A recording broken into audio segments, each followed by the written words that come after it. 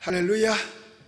우리 하나님의 은혜와 사랑과 축복이 이 시간 전 세계에서 이 시간에 함께하는 모든 분들에게 넘쳐나게 되시기를 예수님의 이름으로 축복합니다.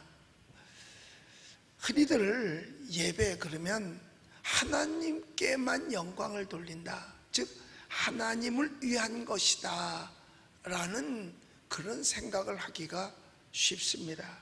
그러나 그렇지 않아요.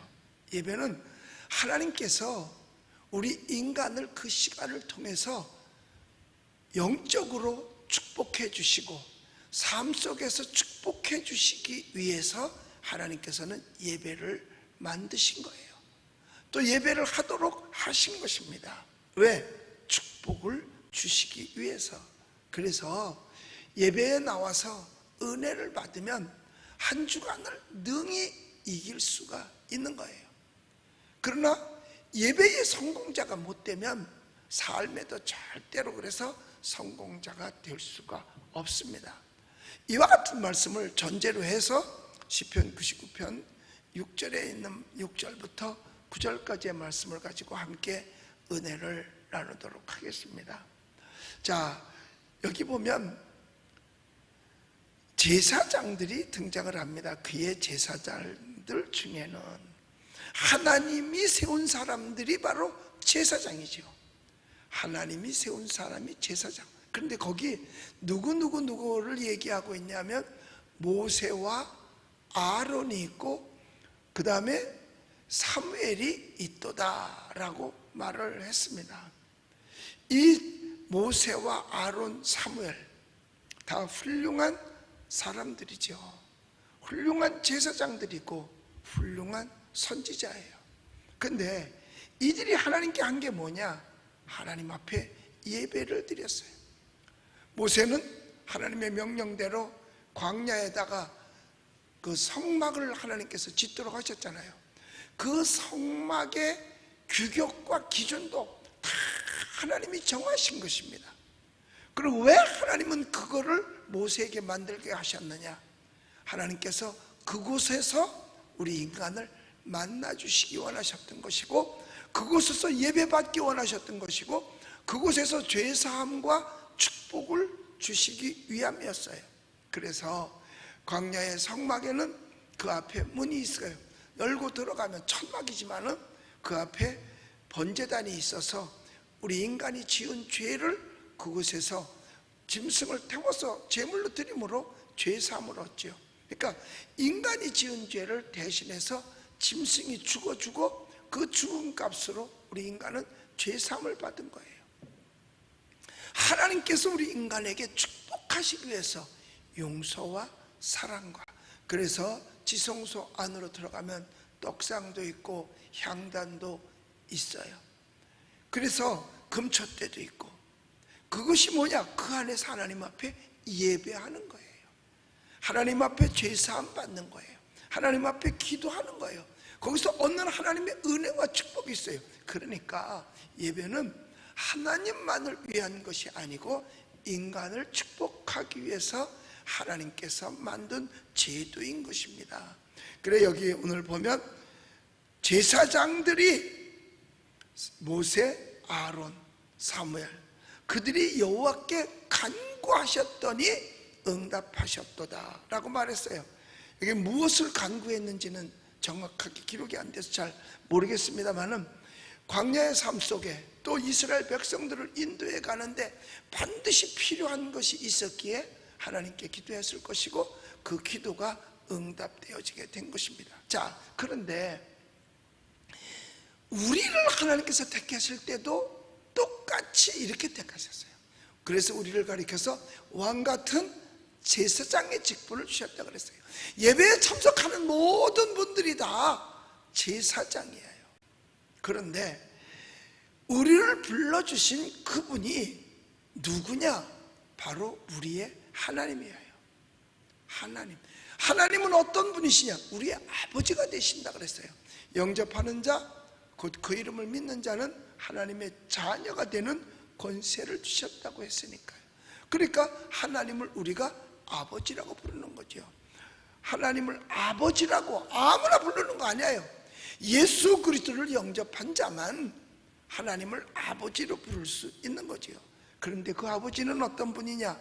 위대하신 분이시죠. 온 우주 만물을 창조하신 분이 바로 그분이에요. 아버지. 그래서 세상에서도요, 아이들이 자기 아빠, 자기 아버지는요 세상에서 최고인 줄 압니다. 언제까지?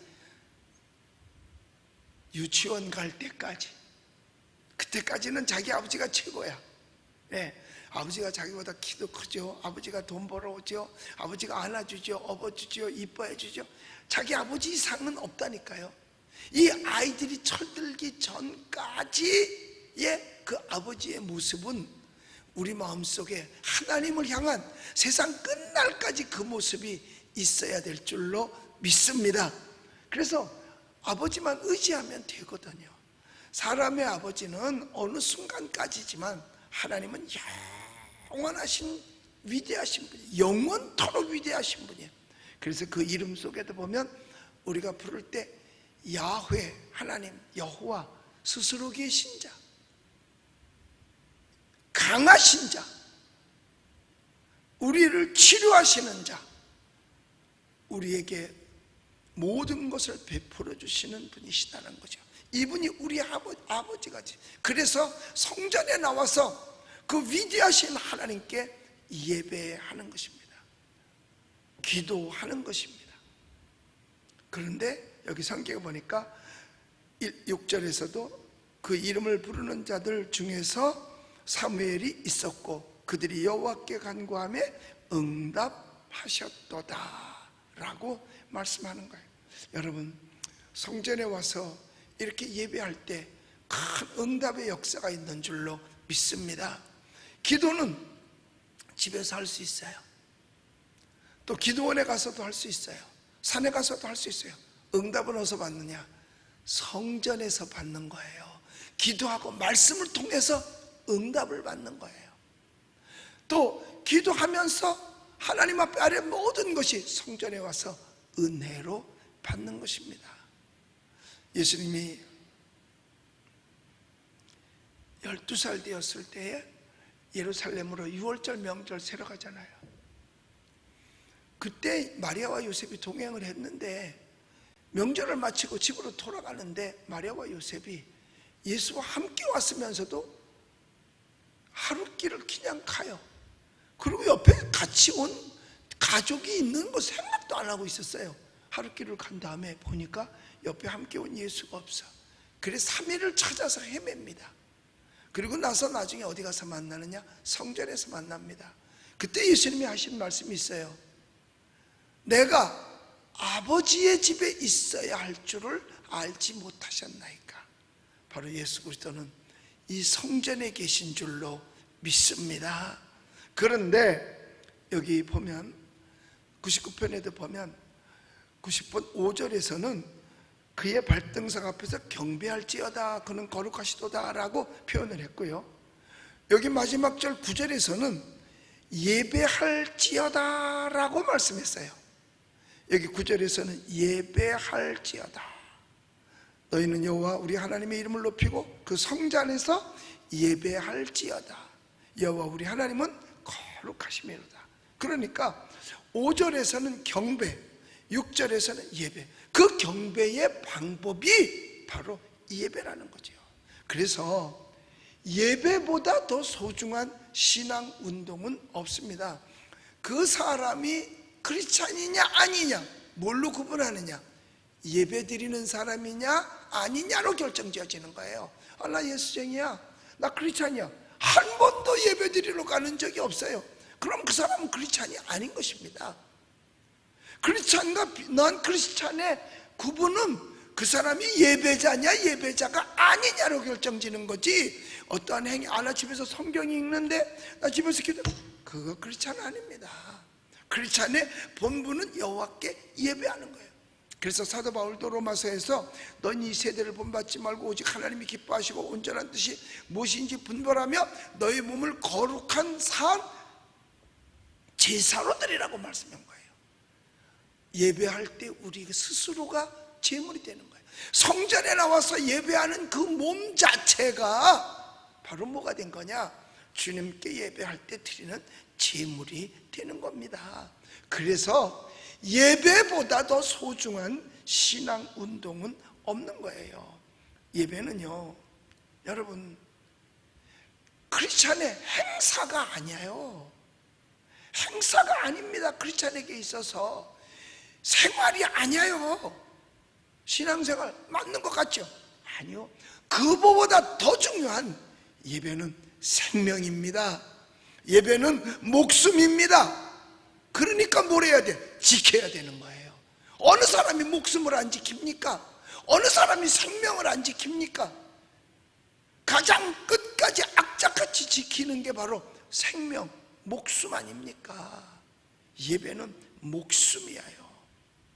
그런데 지금 우리 한국교회의 목숨이 간당간당한 것 같아. 신앙인의 목숨이 간당간당한 것 같아요. 이거 지키지 않으면 신앙은 없습니다. 예배 속에 신앙생활이 다 들어있거든요. 예배 속에 기도 있죠. 예배 속에 찬송이 있죠. 예배 속에 말씀이 있죠. 예배 속에 봉사 있죠. 예배 속에 축복 있죠. 예배 속에 헌신, 헌금 있죠. 예배는 그렇기 때문에 예배의 성공자가 신앙생활의 성공자고, 신앙생활의 성공자가 삶에도 성공자가 될 수 있어요. 예배의 실패자가 신앙에 성공하는 것 제가 거의 본 적이 없고, 신앙의 실패자가 삶에 성공하는 것을 거의 본 자가 없어요. 그런데 예배의 성공자는 거의 가다 보면 삶의 성공자예요. 삶의 성공자예요. 그 하나님이 기뻐하시는 자가 되는 것입니다. 우리 사랑하는 성도 여러분, 우리 이 시간 함께하는 수많은 우리 크리스찬 여러분들, 예배는 그저 그냥 일주일에 한 번 하는 행사가 아닙니다.